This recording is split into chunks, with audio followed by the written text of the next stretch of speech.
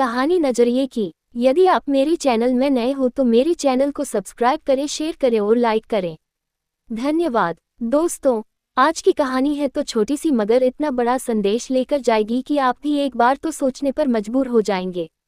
देश में लॉकडाउन का समय था, लोग घर से बाहर निकल नहीं पा रहे थे, या फिर ऐसा कह लो कि उनको बाहर निकलने की मंजूरी नहीं थी और यह उनके भले के लिए ही था।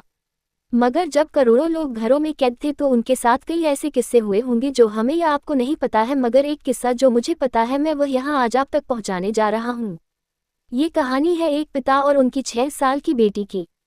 पिता किसी मल्टीनेशनल कंपनी में अकाउंट का काम करते थे और ऐसे लॉकडाउन के समय में उन्हें वर्क फ्रॉम होम का ऑप्शन मिला हुआ था।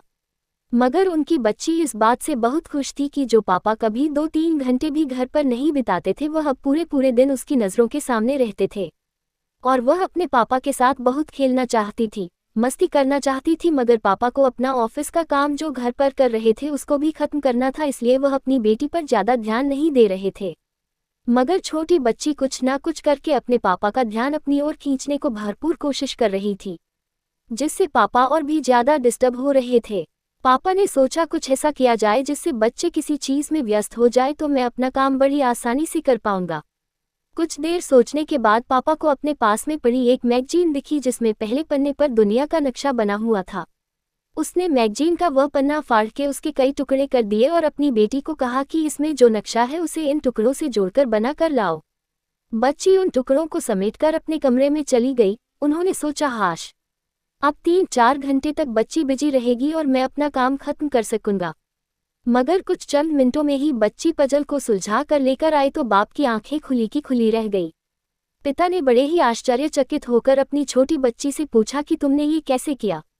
बच्ची ने बहुत सहजता से कहा कि अरे पापा, ये तो बहुत आसान था, इसके पीछे एक चेहरा बना हुआ था जिसे जोड़ना बहुत ही आसान होता है। इतना कहकर वह छोटी बच्ची अपने कमरे में खेलने के लिए चली गई। सीख। तो दोस्तों, जितनी सरल ये कहानी, इसका निष्कर्ष उतना ही बेहतरीन है। जिंदगी में कई मुश्किल कठिनाइयाँ आती है, कई ऐसे सिचुएशन आती है जिनके बारे में हमें कोई सॉल्यूशन नहीं मिलता है, वह एक पजल जैसी होती है। मगर इस कहानी की तरह हमें ये हमेशा याद रखना चाहिए कि हर सिचुएशन का एक और पहलू होता है जो बहुत ही आसान होता है और ऐसी सिचुएशन से हमें चुटकियों में निकाल सकता है। बस हमें ज़रूरत है तो अपना नज़रिया बदल के देखने की। पूरी कहानी सुनने के लिए धन्यवाद।